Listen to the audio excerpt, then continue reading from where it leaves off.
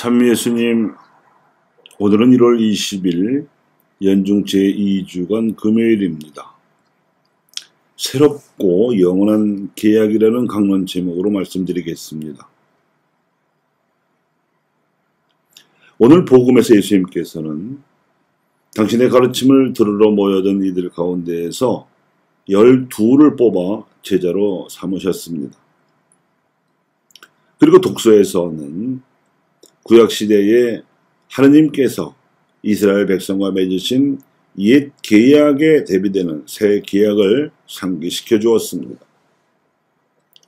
이 두 말씀을 종합하여 생각하자면 예수님께서 생애 마지막 때에 성찬례를 제정하시면서 12 제자와 맺으신 새롭고 영원한 계약을 떠올리게 됩니다.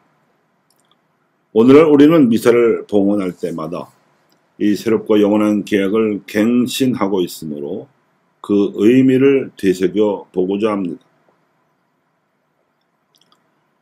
예수님께서 제자들을 12로 한정하여 뽑으신 배경은 이스라엘 백성이 하나님께서 약속하신 땅에 들어갈 때 12지파 체제로 시작했었기 때문입니다.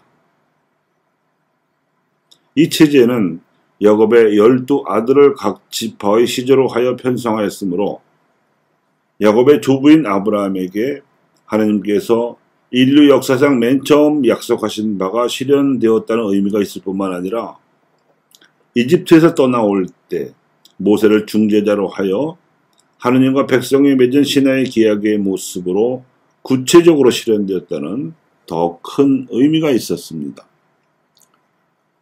판관 시대를 거친 후 세워진 왕국도 실상은 12지파의 연합체제였고 솔로몬 이후 왕국이 분열되는 과정에서도 남유다 왕국은 유다 지파와 베냐민 지파만이 남아서 유지했고 나머지 10지파는 뭉쳐서 북이스라엘 왕국으로 독립해 나갔을 만큼 12지파 체제는 이스라엘 백성의 실체였습니다.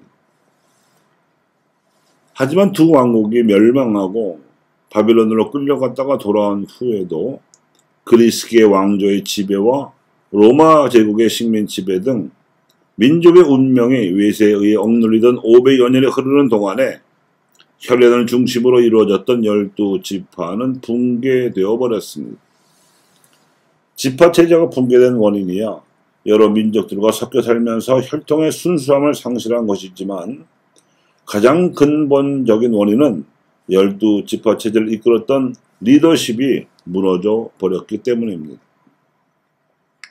그리하여 예수님께서는 혈연 대신에 하느님 말씀을 실행하는 이들 가운데에서 선발하되 옛 지파체제를 복원 내지 재출발하는 의미에서 12를 뽑아서 제자 공동체를 이루신 것입니다.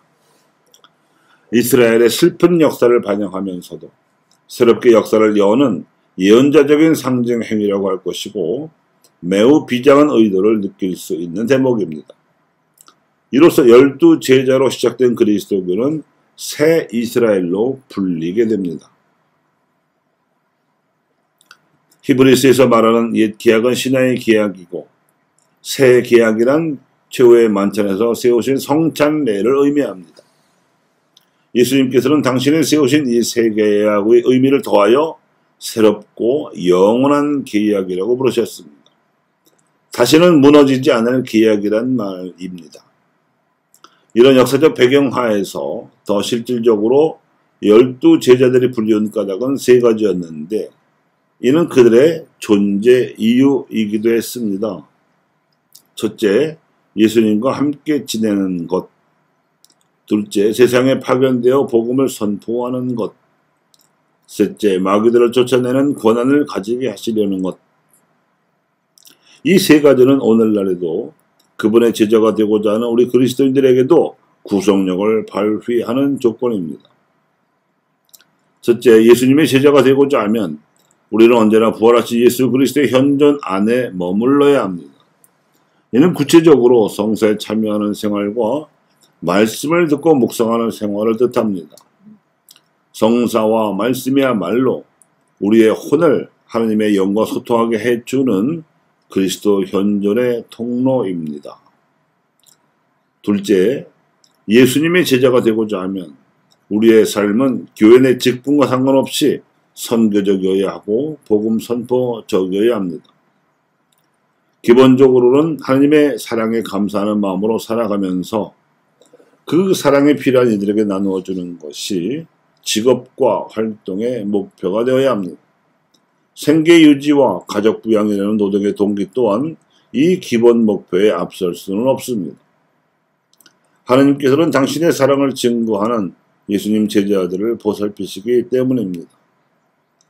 그래서 예수님께서는 무엇을 먹을까, 무엇을 입을까 하고 걱정하는 제자들에게 먼저 하나님의 나라를 구하라고 가르치셨고, 그리하여 우리에게 필요한 것들은 덤으로 주어질 것이라고 약속하셨습니다. 셋째, 마귀를 쫓아내는 일, 즉 구마 행위 역시 우리네 삶과 일의 기본이 되어야 합니다. 이는 세상을 죄악으로 가득 차게 만들고 있는 마귀와 그 결과인 사회악에 맞서서 언제나 공동 선의 편에 서야 함을 의미합니다. 우리의 삶과 일이 그 어느 것이라도 반대편 전선으로 넘어가는 것이 되어서는 안 됩니다. 정의와 평화의 가치를 적극적으로 구현하지는 못할지라도 그 반대되는 가치를 편들어서는 안 되겠습니다.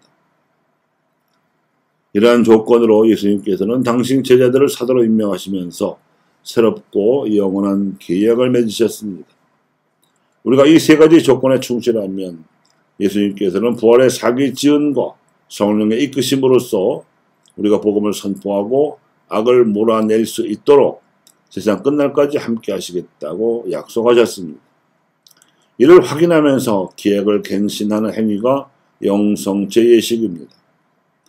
그래서 사제가 신자에게 축선된 성체를 주면서 기도하는 그리스도의 몸이라는 기도와 이에 신자가 응답하는 아멘이라는 기도가 새롭고 영원한 계약의 갱신 언어입니다.